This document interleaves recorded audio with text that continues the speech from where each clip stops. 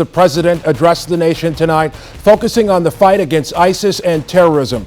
He called the attack in San Bernardino, California last week, an act of terror. He laid out a plan of what we will do to fight back. One of the main points, American values. Listen.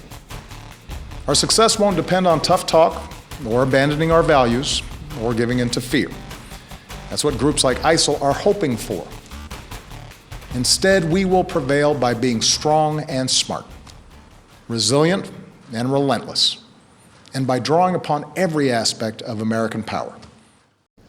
There were 4 specific strategies in the president's speech on the U.S. plan to battle terror and ISIS. 24-hour News 8's Heather Walker listened to that speech today. She's in studio now to break it all down. Heather.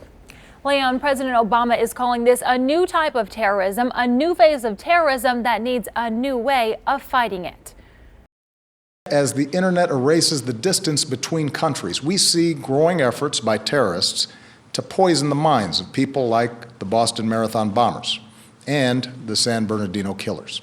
Obama spoke sternly tonight, calling ISIL thugs and killers that will not be tolerated. I know that we see ourselves with friends and co-workers at a holiday party like the one in San Bernardino.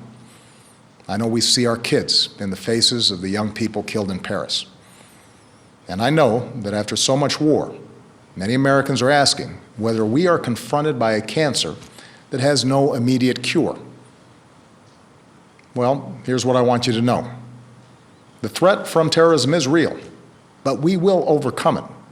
Here's how. President Obama says the military will hunt down terrorist plotters and use airstrikes in Iraq and Syria. Second, train and equip tens of thousands Iraqi and Syrian forces to fight ISIL on the ground. Work with allies around the world to cut off aid to ISIL. And finally, find a political resolution to the Syrian war.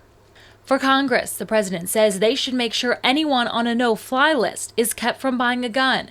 He wants to make it harder for people to buy semi-automatic weapons and strengthen screening for people coming to the U.S. without a visa, and vote to continue military action against ISIL.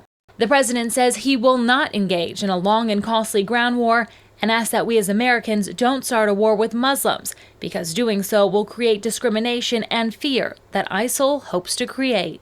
Freedom is more powerful than fear. Reaction from the president's speech are already starting to pour in from politicians. House Speaker Paul Ryan tweeted this, saying this was disappointing. No new plan, just a half-hearted attempt to defend and distract from a failing policy. Local Representative Justin Amash wasn't happy either. He tweeted, putting someone on no-fly list without due process and infringing on someone's right to keep and bear arms without due processes are both wrong.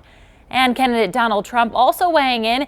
Is that all there is? We need a new president fast. We know there will likely be more reactions in the coming days. Live in studio, Heather Walker, 24-hour News 8. Okay, Heather, thank you. In studio with us now, Dr. Brian Kingshott from GVSU, a terrorism professor there. Thank you for being with us again.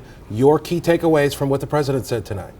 Well, I think the basis was to reassure the public that all is well. And the public needed that reassurance, and he tried to do it by the use of very passionate rhetoric. But that's all it was, passionate rhetoric. There was no change in any strategy. The strategy he said that is working is not really working, and that's what concerns the American public. It isn't working. So what, Mr. President, are you going to do? There wasn't an answer to that. What do you think really needs to happen to win this war on terrorism? Well, I think we need to be looking closely at the ideology. I know that all the military say that just the airstrikes are not going to do it. There will have to be troops on the ground, but we need to look at the League of Arab Nations that we had when we entered Kuwait. We need them there on the ground to assist. We can't do it by ourselves. We shouldn't do it by ourselves. Did you learn anything new from the speech?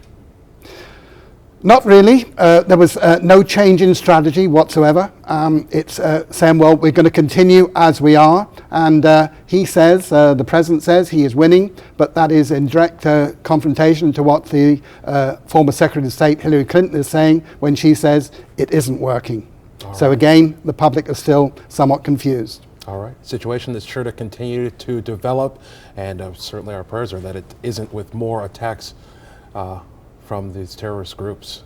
Dr. Brian Kingshott with Grand Valley State University, thank you very much for joining us. Thank you very much. Yes.